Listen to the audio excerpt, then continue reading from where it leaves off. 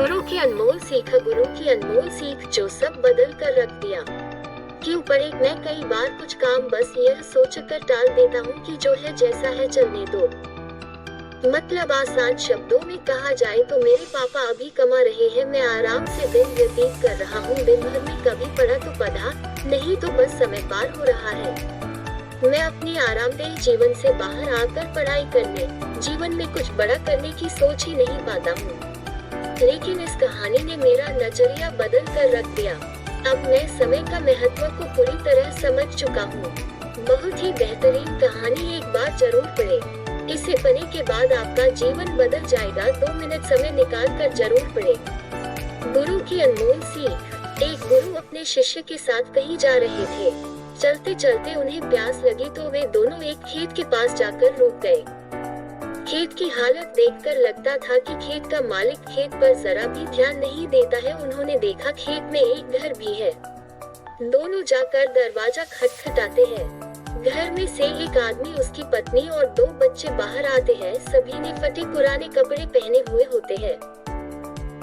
गुरु कहते हैं, क्या हमें पानी मिल सकता है? काफी प्यास लगी हुई है। वो व्यक्ति उन्हें पानी लाकर देता है। फिर गुरु कहते हैं, आपका खेत इतना अच्छा है लेकिन इसमें कोई भी फसल क्यों नहीं बोई गई? व्यक्ति कहता है, हमारे पास एक भैंस है जो काफी दूध देती है, जिसे बेचकर और पीकर हमारा गुजारा हो जाता है, इसलिए बेवजह खेती क्यों करो? गुरु कहते हैं, क्या हम आज की रात यहाँ रुक सकते हैं? कल सुबह होते ही हम यहाँ से निकल जाएंगे। व्यक्ति कहता है, ठीक है, आप यहाँ रुक सकते हैं। आधी रात होते ही गुरु अपने शिष्य से कहते हैं, उठो, हमें अभी के अभी यहाँ से निकलना है, लेकिन जाने से पहले हम इस व्यक्ति की भैंस को पहाड़ से गिराकर मार देंगे। यह सुनकर शिष्य को काफी बुरा लगा, लेकिन वो अपने गुरु की बात टाल नहीं पाया। वे दोनों रातों रात भैंस को मारकर वहाँ से भाग जाते हैं। 10 वर्ष बाद जब शिष्य अपनी शिक्षा पूरी कर लेता है, तब वो सोचता है, क्यों न अपनी गलती को सुधारा जाए, उस आदमी के पास वापस जाकर उसकी मदद की जाए। शिष्य उसी गांव, उसी जगह वापस जाता है और देखता है वहाँ के सारे खेतों में दूर दूर तक काफी फल लगे हुए हैं और वहाँ एक बहुत बड़ा घर भी है। शिष्य को लगता है शायद वो आदमी सब कुछ बेच के यहाँ से जा चुका होगा। शिष्य वहाँ से वापस जाने लगता है, तभी वहाँ घर के आगे एक कार आकर रुकती है।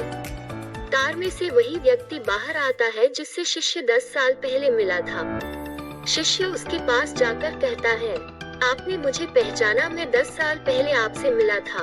व्यक्ति कहता है, हाँ, उस दिन को मैं कैसे भूल सकता हूँ। शिष्य कहता है, आप तो बहुत गरीब थे, आखिर आप इतने अमीर कैसे बने?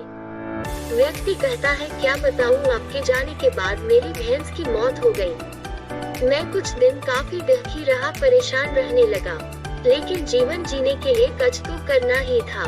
मैं लकड़ियां काटकर बेचने लगा, जिससे कुछ पैसे आए तो मैंने खेत की बुआई कर दी। फिर उससे और पैसे आए तो मैंने सारी जगह खरीद ली और फलों की बुआई करवा दी और आज मैं आसपास के इलाकों में फलों का सबसे बड़ा व्यापारी हूँ और मेरे पास लाखों रुपए हैं। अगर उस दिन भैंस की मौत नहीं हुई होती तो आज मैं इतना सफल नहीं हुआ होता। जीवन की सीख। दोस्तों, इस कहानी से यह साफ पता चलता है कि जीवन में हर परेशानी आपके लिए एक बड़ा मौका लेकर आती है। अगर अभी आपके जीवन में परेशानी आई है तो यकीन मानो एक बहुत बड़ी सफलता भी अपने साथ लेकर आई है। यकीन मानिए, बुरे वक्त में आपने हिम्मत नहीं हारी तो आने वाले समय में आप बेहद सफल होने वाले हैं। आपको बस यह करना है।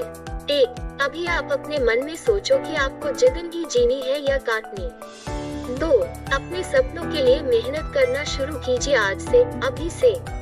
3. आपको जो काम करने से अभी फायदा होगा उस काम को कॉपी में लिखो और पूरा करो, यह सबसे नहीं हो पाता है। 4. अगर कुछ करने का सोचा है तो तब तक उसके पीछे लगे रहो जब तक कि वो काम हो नहीं जाता, इसके लिए धैर्य होना चाहिए।